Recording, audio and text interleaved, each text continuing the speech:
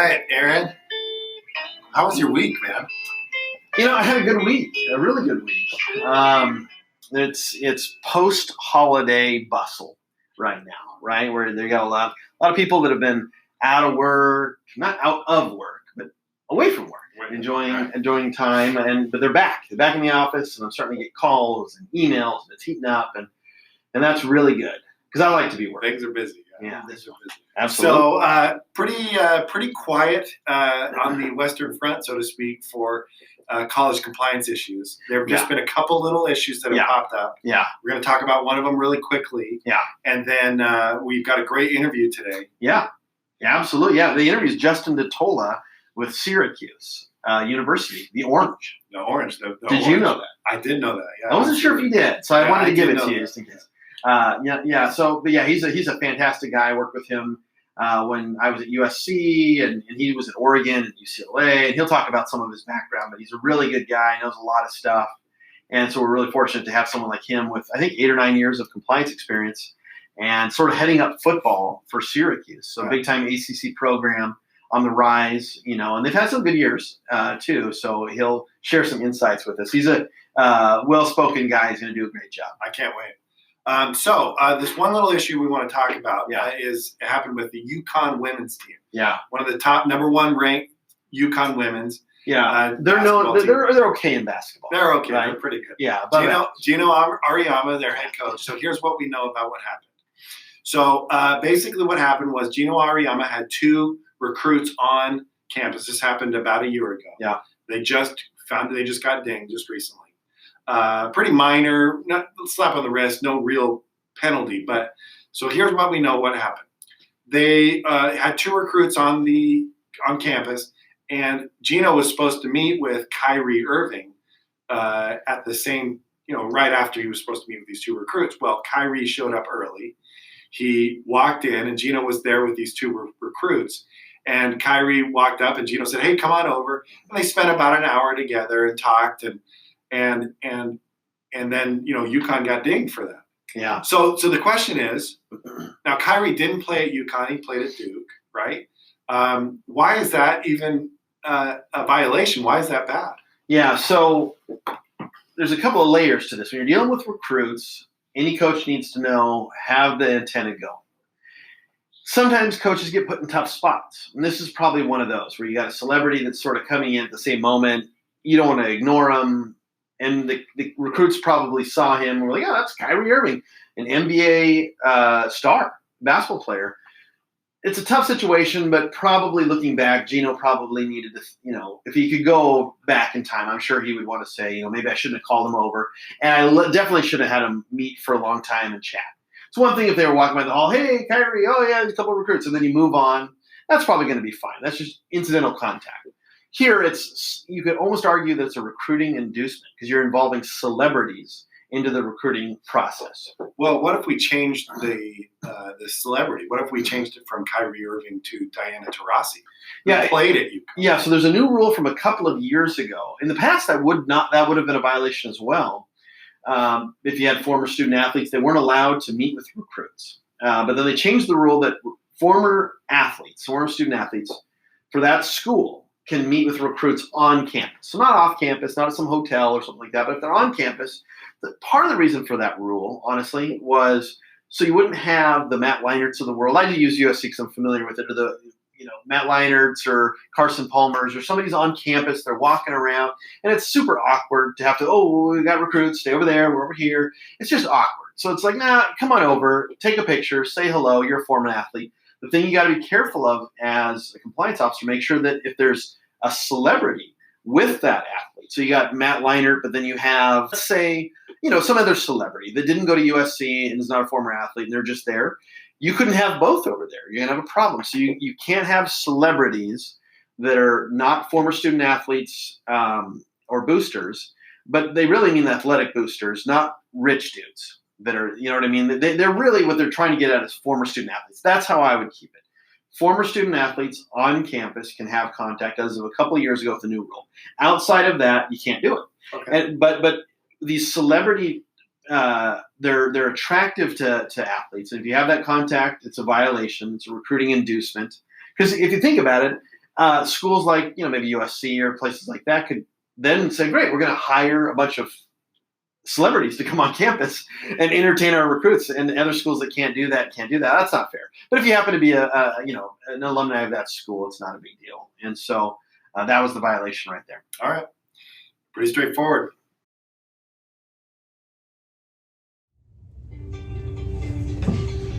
All right. Well, our next segment is we're going to go to the phones. Favorite time of year. I love going to the phones. That's where we really get the knowledge. Yeah, it's going to be awesome. Yeah. And this segment is brought to us by Welch, Green & Green. It's a Portland-based law firm that specializes in workers' comp, personal injury, social security, disability, and collegiate sports law.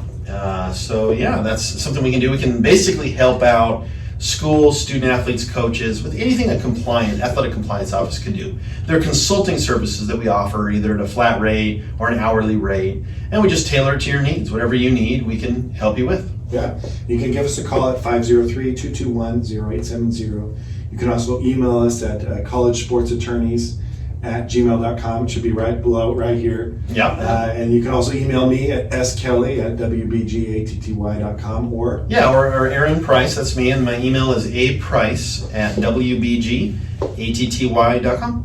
give us a call. We'd be happy to help you. All right, so what does that sound mean, Eric? Well, that sounds like that we have a caller on the line that we're going to talk to. And today we're going to have the opportunity to talk to Justin DeTola. He works at Syracuse University, and he's graciously given us some of his time. It's a really busy time of year, but he's agreed to chat with us a little bit and give us a couple insights and some of his thoughts. Yeah, thanks a lot, Justin. Thanks for being on the line. And how are you feeling today? Hey, I'm good, Spencer. Thanks for having me. I appreciate it. It's currently above 32 degrees out here in Syracuse, so as a Southern California native, I'm always happy about that in the winter. Yeah, I know. We're Portland here, and they gave us a little. It doesn't really snow much in Portland, as you know, a little Oregon. But we got a little snow warning, a little snowpocalypse 2020 potentially for next week. So the city's getting ready to shut down. I think Spencer's going to, as soon as we're done with this interview, rush and get a bunch of kale and different things. Yeah, well, stock up. We'll be all right. We'll be all right. So, Justin, one of the first questions when we've done these interviews in the past, one of the first questions we always like to ask is kind of how you got into compliance, a little bit about your background. So if you wouldn't mind sharing some of that information with the audience, that'd be great. Yeah, not at all. It's kind of, I think everyone has a unique story, how they got to where they are today. Obviously in the athletic industry, specifically in the compliance industry, I think it's even more unique. So just to kind of go back to day one, I was born and raised in Orange County, California. So Southern California native, as I mentioned earlier, grew up playing sports. Football and baseball were my two favorite sports that I was always involved in since a very young age. I ended up going to or attending the University of San Diego, studied business, and I actually played football my first year and a half that I was there. It was a great experience. I'd always dreamed of being a student athlete, and that was really my first exposure to football in college athletics. Growing up, my dad is actually deputy AD at Cal State Fullerton, so I was kind of involved in college athletics my entire life. And when I was younger, when I was in middle school, I remember my dad coming home with a new baseball glove or a new bat or a Nike shirt here or something. He always had something, and early on, I always thought that's what college athletics was about, is you get all kinds of gear, and you get to be basically a fan, and you get to be involved in all kinds of cool things related to sports. And as I grew older, I understood that that was not what it was all about. So as I finished my football career at University of San Diego, I asked my dad if he knew anybody that could potentially get me a job just as a student worker in the athletic department, just so I could get some experience. So after hanging out the cleats, unfortunately, I wasn't fast enough really to be able to play defensive back or to play corner in college. So I hung up the cleats, and I got to know a couple people in the athletic department and just wanted to get experience. And I ended up being a sort of a supervisor, or not a supervisor yet, but I ended up basically just being a student worker, working event staff. So I worked all of our games. I got paid minimum wage and getting paid even with a bonus. Then I eventually started getting experience in the marketing office and ticketing office, and just started to just volunteer doing all kinds of things, and got a lot of experience just by being at University of San Diego, volunteering, always being a part of all our offices and games, and that really sort of opened my eyes to college athletics. From there, I graduated University of San Diego in May of 2011.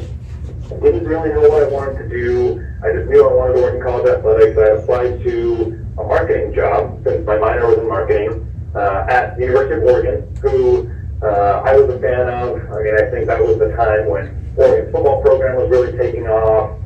Their facilities were really taking off, and more importantly, their uniforms were very catchy, and it was very trendy at the time. Yeah. And I remember I got the letter back from the supervisor that, they thanked me for my application, but kindly declined my interest. So kind of went back to the drawing board and didn't really know what to do. I mean, I think a lot of us, when we finish college, are kind of in that awkward stage of, okay, what do I do now? I've been a student my entire life. I don't really know where to go.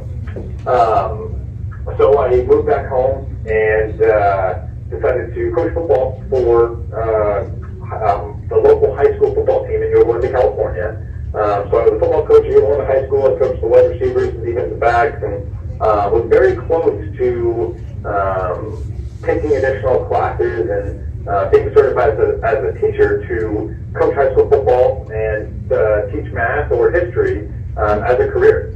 And, I thought about that, and I still kept sending emails, and I got to know a man by the name of Gary Gray at the University of Oregon. He was the head of their compliance office.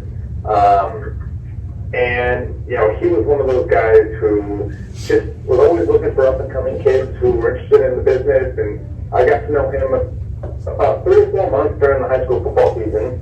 And I'll never forget, it was November 7th, 2011, and he called me. I was on the practice field, and I saw his number pop up, and I thought, oh, I better answer this. So I answered it, and he let me know that they had an internship position in their compliance office, and that he would love for me to apply. It was going to be sort of grunt work. I wasn't going to get paid very much, but it was a way to get my foot in the door in the college athletics industry. And I mean, I thought, what better way than to go from a high school to school that was just competing for the national championship that previous year. So I interviewed the next day, and he hired me the day after that. The following weekend, my brother and I drove 14 hours up to Eugene, Oregon, and that's kind of how I got things started. I didn't really know a ton about compliance as a former student athlete. I always thought they were the police and that they were there to get people in trouble. But Aaron, I mean, as you know, that's definitely not the case whatsoever. Right. But it was, as Gary mentioned, it was my way to get my foot in the door, and I ended up learning all kinds of different bylaws and rules and regulations about the NCAA and the Pac-12 and the University of Oregon. So I was there for about 2 years, and it was a great experience. I mean, that program has really churned out a lot of full-time employees in the athletics compliance industry. Every year at one of our conventions, we take a picture of us, and I think it grows by one almost every year. Last year, when we were in Denver, I think we had about 8 or 9 of us that had been interns at Oregon once, that were now working all over the country at different universities. So it was a great way for me to get started. Then, after my 2-year stint at the University of Oregon, I applied to a job at UCLA. And growing up, I mean, UCLA has always been the gold standard of college athletics. So I was a little bit intimidated by applying there, although I was just at the University of Oregon, which is a great school. And for me, more importantly, it was going to be coming back home, but also working for a top-tier institution. So applied to my job at UCLA. It was a compliance coordinator position, which is really an entry-level position. Ended up interviewing well, everything went great, and I got the job. Was there for 2 years as compliance coordinator. Then I got promoted to assistant director, which is just a half a step up on the professional ladder. And was at UCLA for overall 4 years. Then I, for some reason, just was ready to make a change and wanted to get out of Pac-12 just for personal growth and to learn about a different conference and really mature a little bit as well. And a job at Syracuse University came calling. So I figured if I was going to move, I might as well move as far away as possible. And I took the job as the assistant athletic director for compliance at Syracuse University and moved 3,000 miles away. It took me about 4.5 days to drive. And I've been here for about 2.5 years now. And it's crazy to think that, as a high school football coach one day, and 3 days later being a compliance intern, and now it's been 8.5 years, and I've been working in the athletics compliance industry. That's really cool. Thank you for sharing that story. That's a lot of movement. Is that pretty typical for compliance people to have that kind of movement? I think it depends. I've seen individuals who have a ton of movement. I've seen individuals who stay in one location. For me, as somebody who is really career driven and wants to have a successful professional career, I've been willing to move out to move up. So I've been willing to move out to different schools, whether it's to move up at different institutions as far as level, whether it's Power 5 or non-Power 5. But that's what I've seen in my experience is if you can move up quicker on the professional ladder if you move to different schools. Some people are, happy at staying at one institution, and there's absolutely nothing wrong with that whatsoever. But for me, being single and being able to not have to pick up a family or deal with children to move, it's easier for me to do that now, so that when I do get to that point and have a family and have children, then I don't have to move up quickly. Hopefully I'm already there and can settle and stay at one school. That's really cool. Yeah, I'll add this about Justin. Justin is one of my favorite people in the whole business. He has been for a long time. I've always just thought he had a really good personality. He's a hardworking guy. He kind of came up in the business like I did, sort of just from the ground and nowhere, and worked his way up. And I used to trust him when I was at USC. I worked with Paul Perrier and Kevin Sargent and Scott Simon and Dave Roberts and big time people in the business. But Justin was always one of my favorites. He knew. He was the guy I trusted when I had a wrinkly question with USC football. He was the guy I would go to first most of the time with a quick little text or whatever. And he always got back to me with fast and always had a good attitude. Whenever I'd see him anywhere, people really respected him. So he's a rising star in this business, and that's kind of why I wanted to talk to him on the podcast, because he's a good guy, and he's good in compliance, and he's going places. So Justin, I wanted to put that out there. You're an awesome guy, and I appreciated your time. Appreciate that, Aaron. That means a lot. And trust me, you helped me a ton. Almost, more than I helped you back when you were at USC. Trust me, we were great resources for each other. Yeah, I appreciate it. So, what advice it sounds like, there's different stories. Your background's similar to mine, where I basically was lucky enough to know somebody at Oregon State that gave me an opportunity to do an unpaid internship. And I was doing that while, some of my legal colleagues were making, $15 or $20 an hour at a law firm, and kind of looking at me like I was a little bit crazy to do that. But, I was trying to think long term if I could. But what advice would you have for, I guess, two different people? One, somebody that's currently in law school right now, likes sports, or maybe not just law school, but they're in a master's program somewhere, getting an MBA or sports management, or in college, and they really want to work in college athletics, maybe specifically compliance. What advice would you have for that person on how best to go about doing that? I would say specifically for the individual that's in school, whether it's law school or any other type of grad school or even undergrad, reach out to the compliance office at your institution. Yeah. They're always looking for help. I can tell you right now, I would love help all the time. Now, you have to be willing to basically volunteer time. Not every school is blessed enough to have resources to be able to pay individuals, whether it's part-time, whether it's minimum wage, whatever it is. Not every school has those resources, but if you truly are passionate and are devoted to getting involved in college athletics, then you're going to have to volunteer at some point. That's just how it works nowadays. So I would say definitely reach out to your compliance office. Go meet the head of the office or the number 2 in the office, but get the face time, shake their hand, do whatever you can to get some experience. Experience outweighs everything. For me personally, I did not go to law school. I'm currently in our Syracuse University MBA program, and it's very important to me to get my graduate degree. But a lot of individuals, I don't think it's a requirement to have a law degree, but a lot of individuals nowadays have a law degree. And I'm a testament to the fact that you don't need a law degree. My experience outweighs anybody with a law degree, and I got my jobs over people with law degrees because of my experience. Right. So the number one thing I would say is just go in, and you have to be proactive, you have to be persistent, and you have to do what you can to try to get that face time and get experience. Now, I think if your school doesn't have a compliance office, the next best thing is to reach out to local schools. I've heard of some people driving upwards of 30 miles, 40 miles to go get experience in a compliance office after they have classes from 9 to 12 in the morning. But experience is the number one thing that you can do to help position yourself to get a job in athletics. Yeah, you're so right. I agree with that so much. When I was in law school, I was interning at Oregon State, which was probably about 30 miles or so, give or take, from the law school. And I was volunteering about 10 or 12 hours a week, and I did that for almost a year. But just like you said, to get that experience and then something on your resume and then a few connections, because otherwise you're just another person that wants to do it, but you're not that valuable, unfortunately, if you really don't know anything. And they're definitely not going to pay you if you come in and don't know how to do anything, unfortunately, unless you're really, really connected. But that's great advice. What do you think about, and this is going to be harder, of course, but what would your advice be for maybe somebody maybe they're a lawyer, maybe they're a marketing person, salesperson, something where they've worked 2, 3, 4, 5, 6 years in a different career, and they think, I don't love what I'm doing. I've always dreamed of working in college athletics. I'd like to switch careers to that.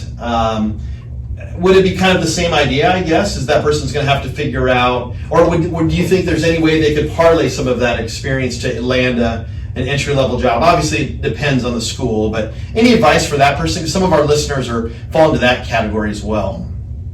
Yeah, definitely. I mean, I think, it's always, I think all of us have potentially thought of career changes at any point in our lives. We all have weeks at work where we get a little frustrated or think maybe we want to live a different lifestyle. But I think it's always a little bit more difficult once you sort of establish yourself in a specific career field or industry. But I would say, I would have the same advice. Get involved, meet the individual, sit down and have a conversation. I think having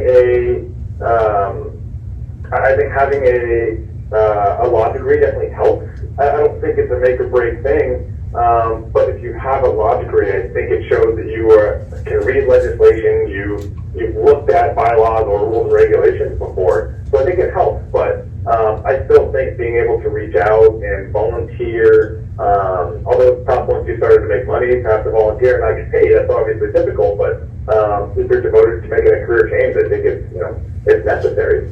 Yeah, that's really helpful. It sounds like I've never worked in the compliance field. I've been a lawyer, and we're doing this podcast just because we both love college sports and college compliance, and we're practicing in that area of the law now. But what I've found is just about everybody we've talked to is there's a similar personality, right? Mm-hmm. It's that ability to make connections. It's that ability to network, and that kind of ability to kind of always be on.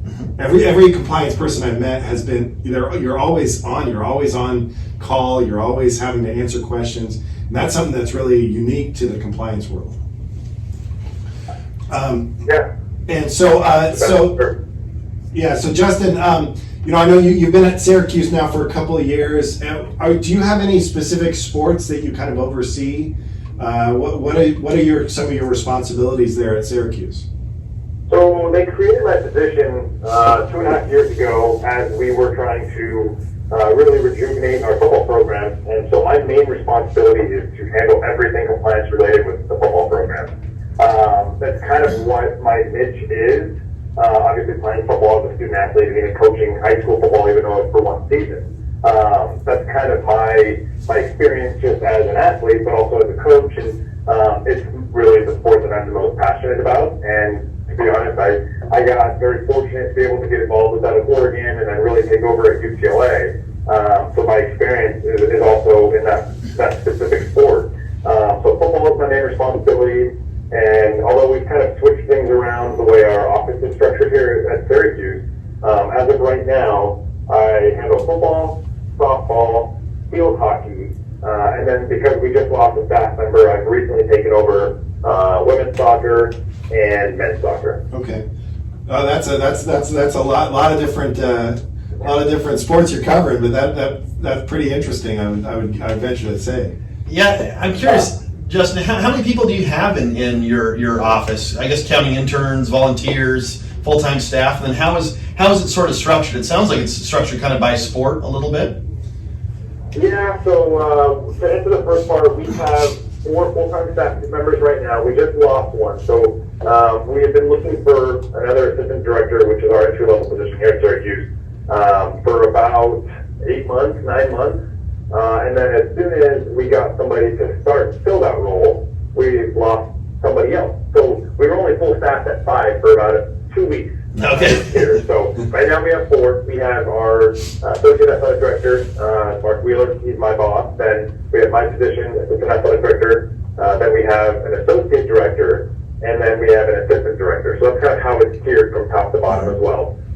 Now we sort of have a hybrid model here at Syracuse. I think that's becoming more common in the compliance office, or excuse me, in the compliance industry. And by hybrid model, what I mean is we have individuals in our office who are the assigned liaison per sport, basically meaning they deal with almost everything in the NCAA manual with that specific sport. So we also have specific areas of the manual that we are responsible for. So, for example, our assistant director, he's responsible for everything financial aid, yet he's also the sport liaison with men's track, with men's lacrosse, with men's rowing, and then one or two other sports as well. And then for me, obviously, I do football as well as the other sports I mentioned earlier, and I deal with all of our agents and amateurism, our disability and loss of value insurance, our elite student athlete program. I've been dealing a lot with admissions recently, which is a whole other topic that we could probably talk for days on. But Yeah. so it's kind of a hybrid model where we do a little bit of each, and it helps us really be able to learn more about the sport, but also make sure that one of us can be specifically on top of one specific bylaw or area and make sure that we're masters at that as well. Got it. What are some of the specific challenges that you, or some of the specific issues that you're dealing with there at Syracuse? You know, being an ACC, powerhouse college. I mean, with big time programs, big time conferences. So, what are some of the specific challenges that you run into there at Syracuse? Yeah, compliance-wise, I mean, with our basketball program and our football program, they've been, both programs have been pretty successful the last 3-4 years. Football, unfortunately, has had a couple down years. We had a 10-3 year last year, which was great, but I mean, we're starting to recruit more elite athletes in that sport, and then our basketball program has just been pretty stellar the last 20-30 years. So one of the things we run into a lot is issues with agents. So the agents, amateurism, bylaws. We have geographically, it's not as crazy as it was at UCLA. Obviously, Los Angeles is the capital of the agent world in the country, so we really don't get as many as that. So I almost feel like my UCLA experience prepared me for the Syracuse experience. But we still have agents all over the place, and in the ACC, it's typically when we travel down to the warmer weather states, because a lot of agents don't necessarily want to come up to Syracuse and trek in the snow just to talk to some of our student athletes. So that helps protect us a little bit, but it's when we're gone, or when our teams are gone, is when our AC agents try to get to our student athletes. So it's tough, but because of that, my boss travels with men's basketball for every single away game, and I travel with football every away game to make sure that we're there to prevent any agent from having direct communication with our student athletes. I think another challenge is being in a college town. It's a great thing. I actually really enjoy it. We're the biggest show in town, but because of that, our fans are so devoted and so interested in what our student athletes are doing, and they really want to help our student athletes. Now, although it's very innocent in nature and they're not trying to get anybody in trouble, that help oftentimes comes in the form of what's considered an extra benefit. And Aaron, I know you have experience with all of these issues at USC and your experience working in compliance, but a lot of the times, our men's basketball, football athletes are the celebrities in Syracuse, New York. So everybody sees them around and wants to get their autograph, wants to buy them dinner, wants to give them a discount here. Unfortunately, that can make our student athletes ineligible. So we really have to make sure we're proactive in education to our fans, our boosters, and especially our student athletes. Yeah, I ran into some of that, especially at Oregon State, being in Corvallis. There was like it's a college town, same sort of thing. You run into it a little bit around campus at USC, but it was being such a major media market, it was maybe not quite as pronounced as it was at Oregon State, where you'd have a local, pizza shop or whatever, and they're really just super fans that really want to be involved, want to be helpful, want to do the right thing. Sometimes they just don't know, and so that's why it's so important to get out there and try to educate those folks, or especially your student athletes, because you can't follow them everywhere, so they got to know the rules. And that college town is definitely a unique challenge for some schools, including Syracuse and Oregon State. Yeah. Well, what do you think about any thoughts on this sort of name, image, and likeness? This kind of meaty subject that's out there, and some of the stuff that's kind of floating out there. Any thoughts that you initially have about all of that? Anything you'd want to share or chat about? Yeah, definitely. It's been a long debated topic ever since. I remember even when I was playing the EA Sports games, and as a child. And the late 90s, early 2000s, and it's a very, like you said, it's a very meaty subject and topic, and I don't know what the specific right answer is, but I obviously have my own opinions and my beliefs, and nobody says they're right or wrong, but I think we're at the point in time where I do, in my personal opinion, I do believe that athletes should be able to profit off of their name, image, and likeness. I think there's a lot of concerns and issues with that, but that's why the NCAA hired their working group, or I should say hired, but they've created their working group with athletic directors and individuals in the private business world to be able to come up with the right way to regulate it. As a compliance individual, I think it really scares me how boosters and local companies can be involved, and more than anything, how 18 and 19-year-old individuals can be signing contracts for the first time and have no idea how to read them, have no idea what the stipulations are, and put themselves in a position to where somebody can take advantage of them. I think that's my biggest fear, but I think that we'd be fooling ourselves if we didn't say that they have their own value and that they should be able to make money off of it. I think things have swayed so far in the opposite direction, where schools have sold jerseys with the numbers of individuals on their team.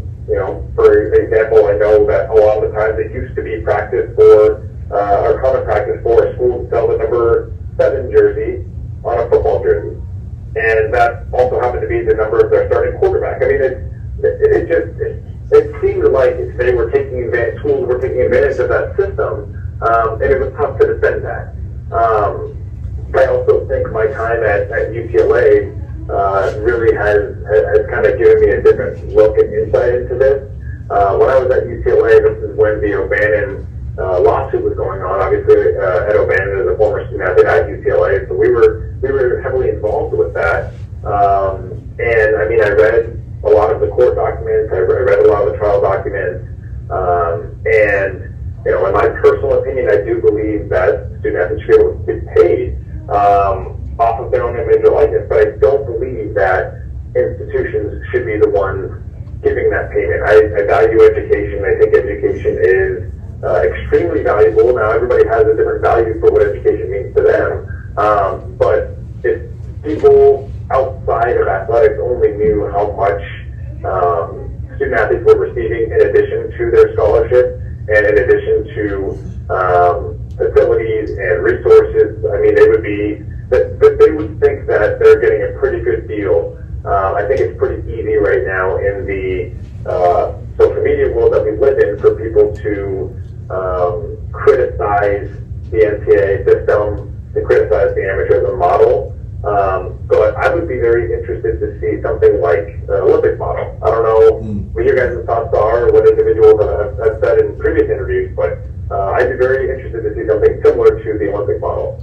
Yeah, absolutely. That's great insight. I know that one thing I was thinking about, I agree with a lot of what you were saying, and it seems like there's from other people we've talked to too, I think there's a general sentiment of, I think student athletes should be able to profit somehow. I think the fear in the compliance world is how do you monitor it to make sure it's not going to be some sort of recruiting inducement sort of thing, whether it's being manufactured, whether they're really not endorsement deals or being sort of manufactured by boosters, or, so there's some interesting stuff out there to kind of weed through, I guess, but in the end, I think we all have the same goal. It's just how do we cleanly get there with still maintaining the amateur as a model. And they'll figure that out. That's really smart people, smarter than me, that'll figure this out, I think. But I think a lot of your comments were spot on. Yeah, because you've got a lot of different states, right? You've got California and Ohio and Florida are coming up with these statutes that, from a legal perspective, is really interesting because they're kind of over, kind of going over the head of the NCAA, so to speak.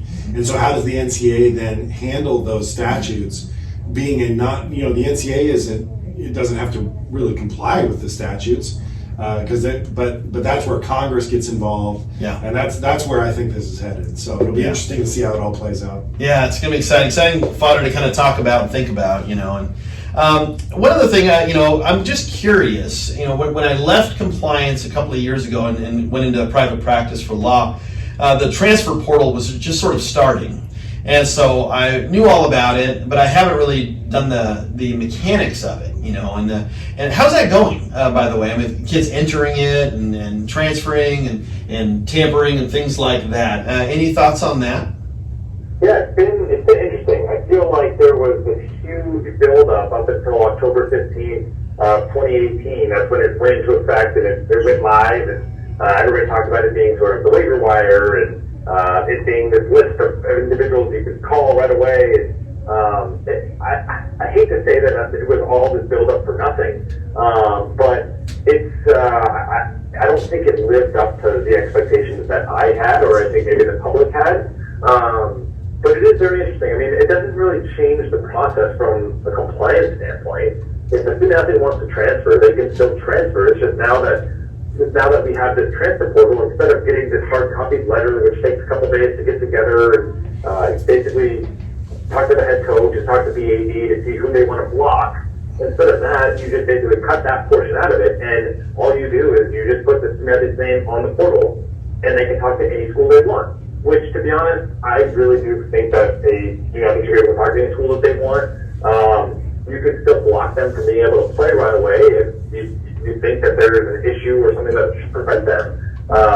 But I also think it's been helpful to student athletes because it's given them opportunity to go to schools that maybe they weren't considering. Obviously at Syracuse, we geographically may not have the same weather that you would have at some of our other ACC boats down south, and whether that's in Florida or Carolina. But now our coaches can pick up the phone and call or email a student athlete that's on the transfer portal that maybe that individual wasn't considering Syracuse University before. So I think it's brought up more opportunities for student athletes. But to be honest, numbers-wise, I really don't think it's changed much. More than anything, I think it's actually declined the amount of transfers that we've had, at least since it started here at Syracuse University. And that could be just a trend where things kind of fluctuate, go up and down year to year. This is only the second year of its existence. But to be honest, I think transfers have gone down since it started. Yeah, interesting. That's interesting stuff. Yeah, I'm always and it's funny the different things that kind of people say, but the only thing I really heard from one other person that kind of talked about the portal was didn't seem like tampering from that person's perspective was as big of an issue, because they said it was probably going on before either way. They didn't think it really was changed, and if anything, it might have helped a little bit with the transfer portal because the NCAA I think is trying to get a little more teeth to tampering. So I don't know. But it makes a lot of news, right? I know that, and we're all see it on ESPN or so and so enters transfer portal. But I don't know whether if anything, if it gives student athletes more flexibility and more options, I think it's a good thing, personally. Yeah. Well, I guess another topic. Thanks for your insights on that. Dealing, I guess, with high-profile coaches. You've dealt with some over your years, I'm sure. And all coaches, I guess, at a D1 level are high-profile in some respects. So I don't mean to diminish anyone's role, but there's some coaches that have like national notoriety, as opposed to maybe just being a big-time coach in their sport. And I was curious, I guess I'll talk about my own perspective and ask the question of you. And I would deal with, Clay Helton at USC, or if it was a Lane Kiffin, or if it was Mike Riley at Oregon State, somebody that's football or maybe men's basketball or have a lot of national notoriety, and especially somebody that's been around for years and really knows and has a program in place. and you're new to that setting and you're trying to kind of establish a relationship and a rapport and trust, do you have a certain philosophy that you do that when you kind of approach that person that might be a little bit different than a lesser profile coach? Or do you just treat all coaches sort of the same and have the same approach? I'm just curious about that.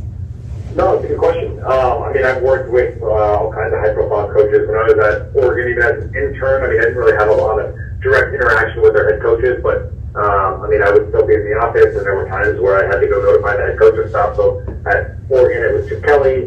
When I was at UCLA, I dealt with both football and basketball, so I dealt with Jim Mora. I think it's a very high-profile coach, and I'm dealing with Dino Babers here at Syracuse. They all have different personalities. Every coach has a different personality, and in my opinion, maybe it's just my experience the way I look at football coaches, but football coaches are oftentimes more intense and sometimes can be more difficult to deal with because they expect perfection.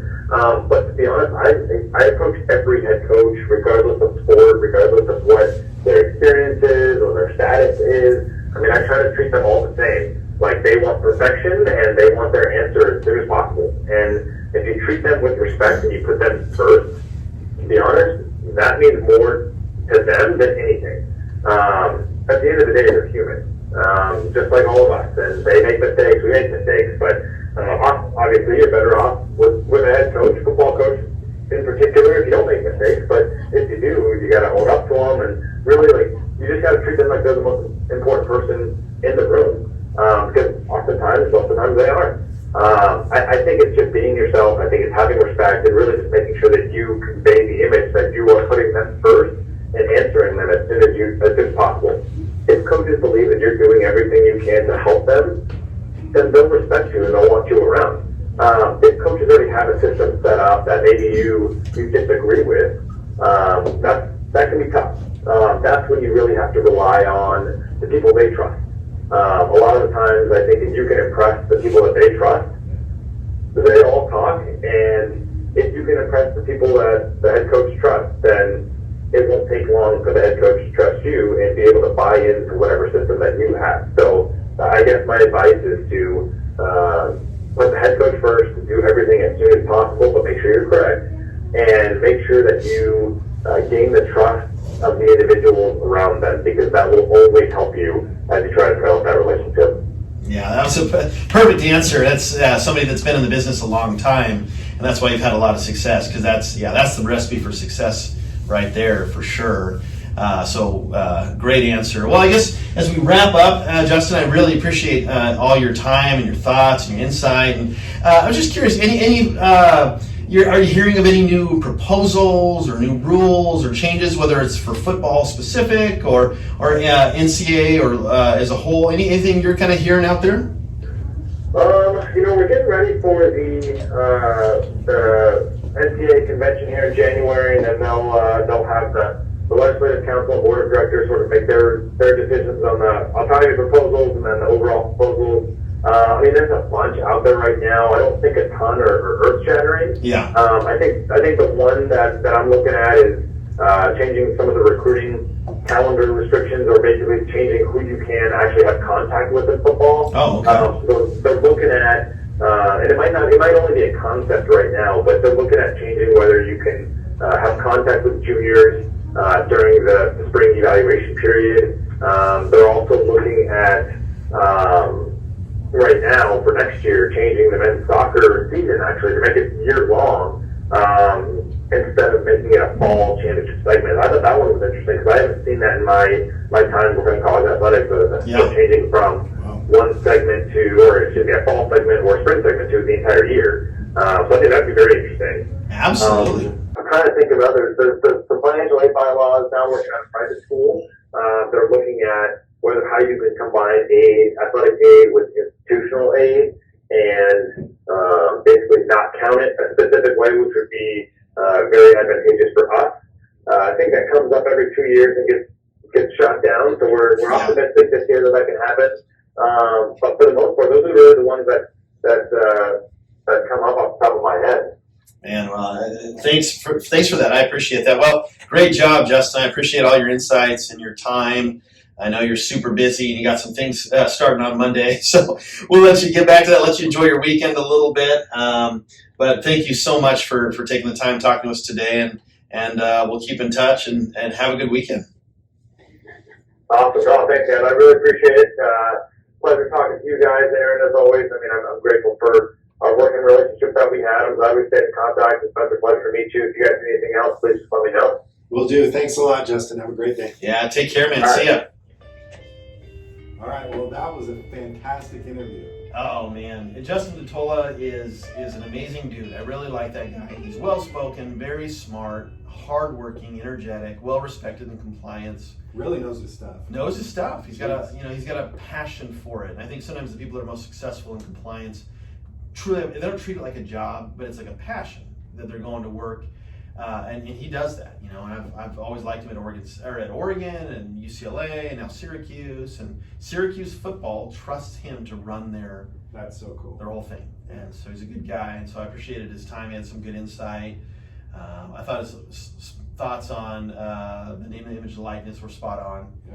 I agree Transfer with a lot of it. portal was interesting. Yeah, transfer portal, his background, he really gave us a lot on just what it takes to really get that experience. You want to work in compliance, you got to get that experience however you can get it. Volunteer, intern, 1 day a week, get your name known, and that's how you get into those jobs, because they're good jobs. I mean, once you get in, to be honest, there's a lot of compliance jobs at the higher levels that are six-figure jobs, Right.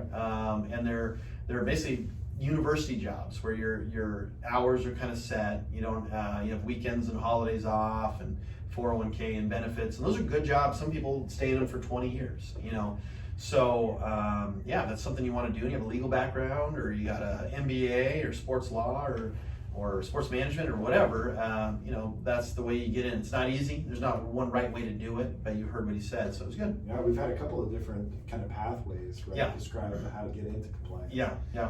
From Utah State last week, and then Syracuse this week, Yeah. and your experience, and Yeah. we're going to continue to interview some people over the next couple of weeks. Yeah. So we have Cal State Northridge coming up, one of the athletic directors there. Arizona State is coming up. Oregon State is coming up. Ole Miss, and basically Ole Miss is going to be their recruiting coordinator, the person that works That's with awesome. Lane Kiffin and their Lane Train. And so we got some really exciting schools coming up, and a few more that we're working on, and some other big bubbas out there. And so our goal here is to connect you to the membership, and you can listen to how it works on the inside. That's really cool. Well, so as we have done for over the past few weeks, as college football is winding down, we got 2 national championship games this weekend. Yeah. Okay, so we got the 1AA, Yeah. FCS. The game is James Madison versus North Dakota State University. Now, of course, you know James Madison. Yeah, James Madison is going to be the Patriots. That's not correct. They're the Dukes. Dude. You were close. Wait, that's not American, right? It's kind of American. Yeah, I guess so. It's Duke University. Yeah, that's true. And then also North Dakota State University. They are the The Bisons. Bison. Bison. And Bison. that does not end in an S. Yeah. Bisons, not Bisons. Bison. So who do you got in that game? Bison. James Madison. Oh, okay. Yeah, and when I was on the USC plane, when we would travel back from games, if we won, I ate the Bison burger. If we lost, I just ate the regular hamburger. Bison is a winner. You don't get Bison unless you win, so the Bison's gonna win. Okay. All right, and then of course we've got the national championship of Yeah. Division One, big time. Clemson versus LSU. The Tigers versus the Tigers. Yeah, Tiger. The Tiger's gonna win. Yeah, okay. That's guaranteed. That's a So good call. no matter what, I've won. But I think LSU is gonna win. Clemson's got the experience. They've been there before. They're gonna be a little looser. But I think LSU is just a juggernaut. They have the talent that's just gonna. My guess is they could beat Clemson by 14 or 17. They're just the best team in college football this year, I think, barring some crazy injury in the first quarter to their quarterback or something like that. I think they're going to roll, and they're just the best team in college football this year. Okay, I think Clemson's going to go out and surprise people, and they're going to be up on LSU, and then LSU's going to score a late touchdown or a field goal to win the game close. Close It's gonna game. be close. All right. That could be. Clemson's got the experience. I'm excited to watch the game. It's the 13th, right? 13th, Monday night. So the Yeah. James Madison, North Dakota State is Saturday. Yeah. And then we've got the Clemson and LSU game on Monday. On Monday, and then Tuesday, Wednesday, Thursday, Snowpocalypse, Portland. Yeah, that's So, right. Okay. All right. Well, All right. hopefully you all have a great week. Yeah. Feel free to like, comment, and subscribe. Yeah. If you're listening to us on the podcast, you can also call in and leave a message. We'd Yeah. be happy to answer any Yeah. question you may have. Yeah. If you have questions for some of the people who are interviewing us, send us the questions. We'll get those questions to them. Yeah. Things that you're interested in. We'd love it. We love audience participation. So, Absolutely. Email us, and if you want to hear from a school, let us know which D1 school you want to hear from, and we'll do our best to see if we can get them involved. let's do it. All right. Have a great week. See you guys.